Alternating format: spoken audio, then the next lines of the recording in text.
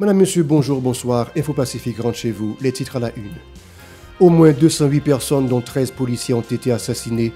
Plus de 158 ont été blessés par balles et 83 institutions ont fait l'objet d'incendies et de pillages selon un rapport trimestriel du RNDDH.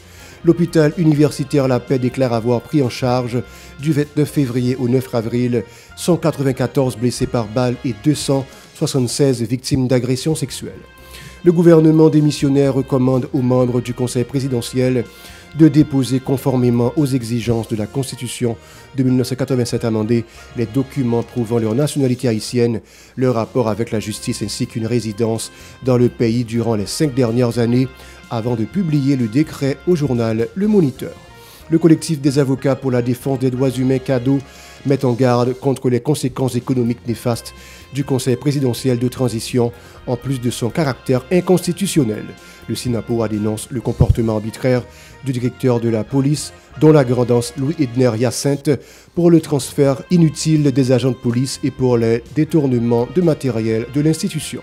Le taux d'inflation a augmenté de 23% au cours du mois de février, selon l'IHCSI. Restez avec nous pour le développement. Si vous jugez que cette vidéo est intéressante, n'hésitez pas à liker et partager la vidéo. Et surtout, n'oubliez pas de vous abonner à cette chaîne et activer la cloche de notification pour ne pas louper aucune de nos vidéos. De retour après la pause, les activités sont restées paralysées au centre-ville de Port-au-Prince, un mois après l'évasion de plus de milliers de détenus dans 2 grands centres carcéraux de la région, dont la rue Saint-Honoré entre la place de la Constitution et le lycée Toussaint. On peut voir des tas d'ordures, des flaques d'eau stagnantes et des barricades faites de branches d'arbres et de carcasses de voitures.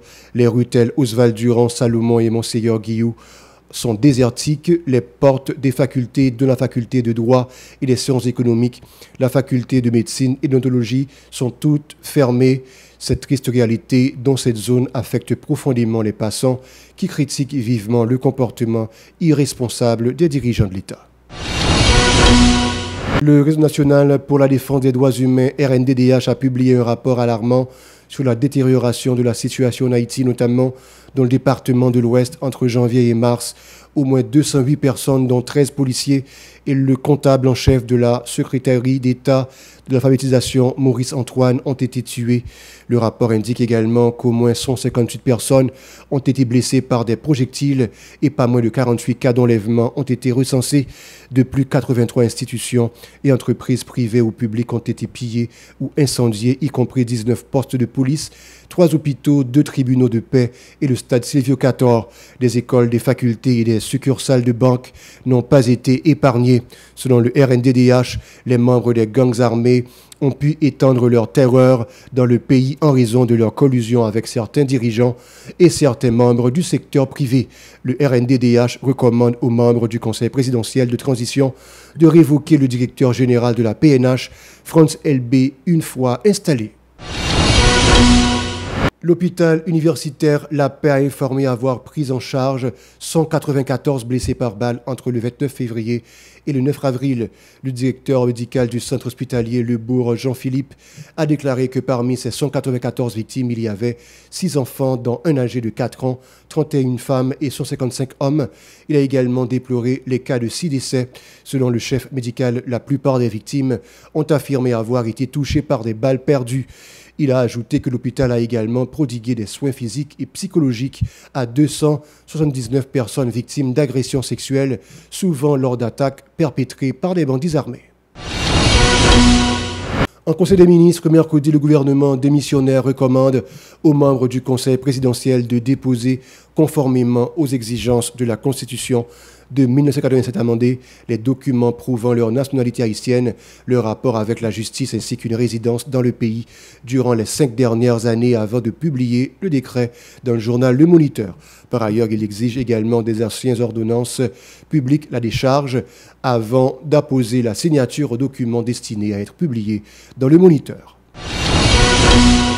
Le collectif des avocats pour la défense des droits humains CADO opte pour le choix d'un juge issu de la Cour de cassation comme président durant la transition politique dans le pays. Selon Maître Arnel Rémy, le Conseil présidentiel de transition est inconstitutionnel.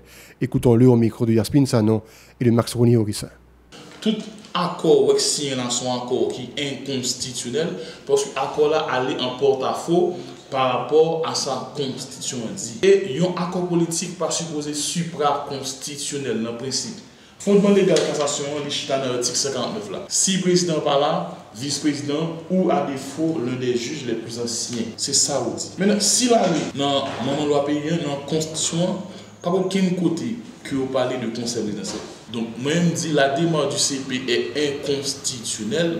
Donc, si nous voulons partir à la recherche d'une certaine légitimité constitutionnelle, nous devons nous rendre à l'article 149 de la Constitution. C'est le ça, toute démarche que nous avons fait, il y a présumé un côté légal, un côté constitutionnel. On a les section 2.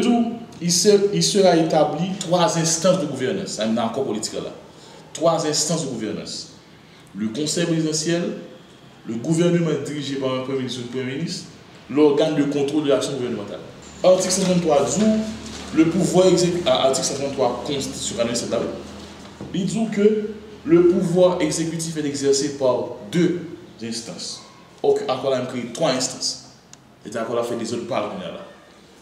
Le président de la République, qui est le chef de l'État, le gouvernement est asserté un premier ministre. Alors, l'accord a créé 3 instances. L'accord là, son document qui signé par les partis qui jouent un certain consensus, qui par même une légitimité constitutionnelle, et puis qui a créé 3 instances par rapport à la question.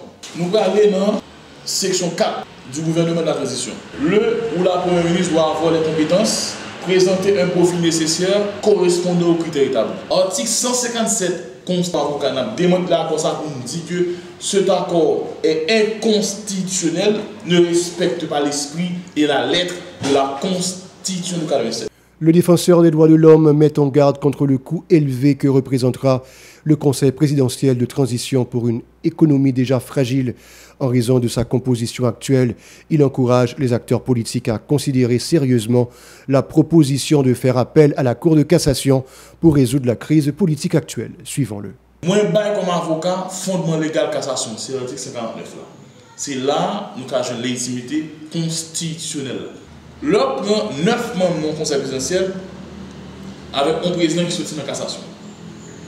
Président qui sortit dans la cassation, pour sécuriser, il y a besoin de 5 à 6 policiers. Ça dépend. Par contre, 9 membres de la cassation, sous chaque 6 policiers, de 7 policiers, ça vaut 9 fois 7, 56 policiers.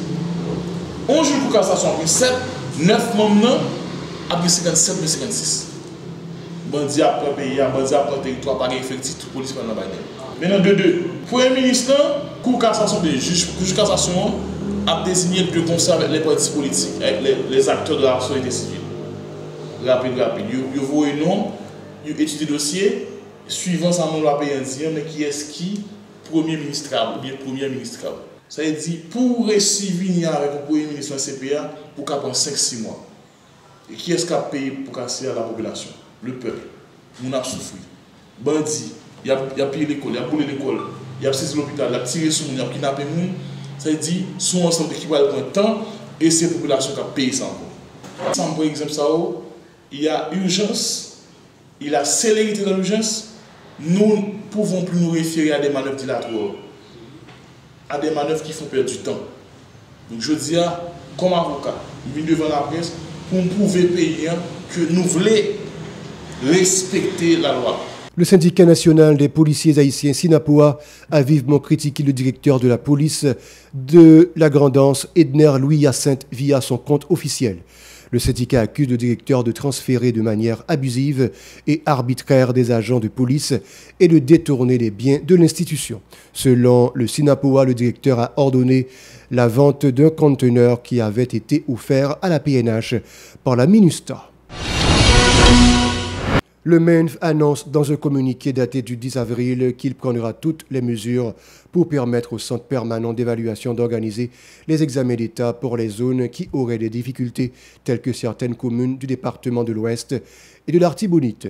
A rappelé que cela fait plus d'un mois depuis que la violence des gangs armés a provoqué une paralysie des activités scolaires dans plusieurs zones situées dans l'Ouest et l'Artibonite. Voilà, c'est la fin du journal. Restez avec nous pour la suite de la programmation.